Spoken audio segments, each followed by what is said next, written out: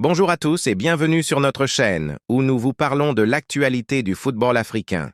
Aujourd'hui, nous allons revenir sur un événement qui a fait beaucoup de bruit lors de la CAN 2023. La sanction de l'arbitre gabonais Pierre Atcho, qui a officié lors du match entre le Sénégal et la Côte d'Ivoire.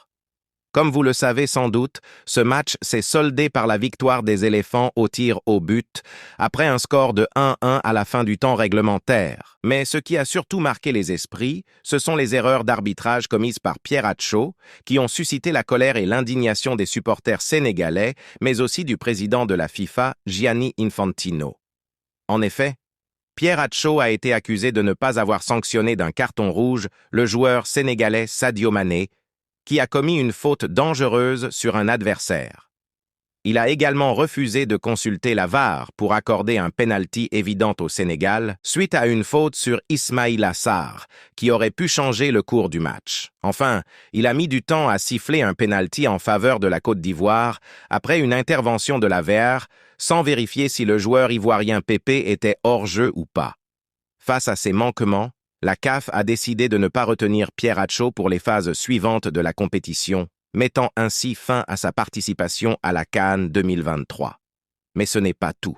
Le président de la FIFA, qui a assisté au match, a exprimé sa déception et sa frustration face à l'arbitrage et a annoncé une sanction exemplaire à l'encontre de Pierre Atcho.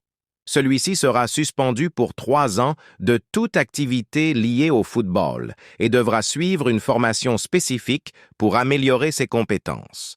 Cette décision est sans précédent dans l'histoire du football africain et montre la volonté de la FIFA de garantir la qualité et l'équité de l'arbitrage, qui est essentielle pour le respect et le développement du football sur le continent. Mais elle soulève aussi des questions sur les critères de sélection et de formation des arbitres, ainsi que sur le rôle et l'efficacité de la VAR, qui est censée aider les arbitres à prendre les bonnes décisions. Et vous, qu'en pensez-vous? Trouvez-vous cette décision juste et nécessaire ou trop sévère et disproportionnée? Donnez-nous votre avis dans les commentaires et n'oubliez pas de vous abonner à notre chaîne pour ne rien rater de l'actualité du football africain. Merci de nous avoir suivis et à bientôt pour une nouvelle vidéo.